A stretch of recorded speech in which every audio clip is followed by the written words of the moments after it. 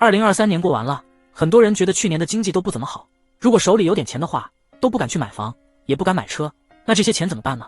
很多人呢都会存到银行去，即便现在的银行利率一再在降，但是很多人依然觉得把钱存到银行是最安全最把稳的。那今天呢，我们就来聊一下呀。20年的银行经理他就透露，今明2年如果你要存定期的话，一定的建议5不存。到底是哪5不存呢？视频看到这里一定要点赞收藏，免得哪天你想看不到了。我们一起来看一下。第一个不存呢，就是别将你的钱呢存到小银行去。那说到小银行，我觉得很多人应该知道小银行它有什么优势，就是它的利息要高些，但是呢，它也有一些弊端，就是它的安全性呢不怎么好。因为小银行是那些规模较小、信誉较低、资金链比较弱的，而且风险防控能力比较差的银行。这些银行为了吸引客户的话，它肯定要把它的利率提高。但是大家想没想到，这些小银行它真的存在着流动性的一个风险。如果遇到资金紧张或者客户大量取钱的话，小银行可能没有办法及时的兑付利息。所以呢，这些小银行它的信用真的非常的危险。所以有钱的话，一定的不要存到小银行，一定要存到我们的大银行。到底是哪几个大银行呢？知道的赶紧在视频下面敲出来吧。那第二点就是什么呢？就是有钱的话呀，不要存5年定期。5年定期是目前市场上最长的定期存款，它相比较短期的存款，它的利息呢要高一些。那很多人就会觉得我手里有余钱的话，暂时不用存5年的话，能够多赚点利息。但是大家发现没有，现在当前的经济环境下，5年定期并不是一个明智的选择。为什么这么说？首先我们看一下5年定期存款，它存在着流动性的一个风险。5年定期意味着客户要把你的钱放到银行里，5年不能够动，只有5年以后才能够拿出来用。但是在这5年当中，万一你要是有什么事情，或者是一些突发事件的话，是没有办法取出来的。如果取出来的话，就会损失掉一些利息。所以呢，5年的定期真的是不大好。而且还有一个原因，就是5年的定期存在通胀的一个风险。所以呢，最好不要把钱存5年的一个定期，这也是20年银行经理透露的一些方法。那第3个不存就是什么呢？就是3月4月不要存款。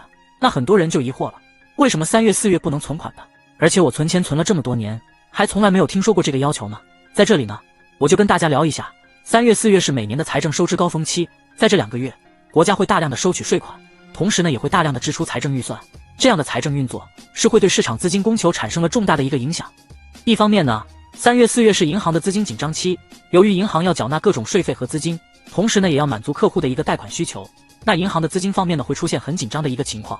为了吸引客户存款，银行呢会提高存款的一个利率，尤其是活期存款的利率，这对于客户来说是一个存款的好时机。那另一方面呢，3月4月是债券市场的利好期，由于国家会大量发行债券和地方债，同时呢也会大量的购买债券以及支持经济发展，债券市场的供求关系会改善，债券价格呢也会上涨，那债券收益呢会下降，这对于客户来说是一个投资债券的好时期。因此在选择定期存款时，最好呢是避开3月4月2个月。那客户呢可以选择在这2个月将钱呢存在活期，或者是购买债券类的一个产品，这样呢可以获得更高的一个收益和更高的一个流动性。这也是为什么3月4月最好呢不要存款的一些原因。那第4个不存呢，就是别轻易办理银行理财。很多中老年人呢对这个理财呢不大理解，去存款的时候被一些理财经理呢忽悠就购买了，等到你的期限到了以后，以为自己的收益是稳妥的，但是没有想到会出现一些亏损的情况。所以呢，千万不要轻易的办理银行的理财，特别是对这些理财不懂的话，万一亏了也是划不来的。那第5个就是什么呢？千万别忘了分散自己的投资。分散投资呢，可以有效的避免因为单一投资出现问题而导致整体损失的一种情况。在选择定期存款的时候呢，最好不要把所有的钱都存到银行，而且是存一个3年或者是一个5年。这样的话呢，你的流动性呢肯定不太好。那具体该怎么来存呢？其实呢，可以分成几等份，一等份呢可以存一个3年的定期，另一等份呢存个1年的定期，还有一小部分呢可以存一个活期。这样家里有什么事情的话，可以呢马上拿出来用，这样呢也不会影响你的利息。总之来说，一定的把钱呢要分散在不同的银行和不同的期限当中，这样可以增加自己的收益来源和流动性。所以说很多存钱的一些小秘诀，大家呢也要多多了解一下。今天呢就跟大家聊到了20年银行经理透露的建议5不存，不知道对你有没有帮助，也欢迎评论区留言讨论。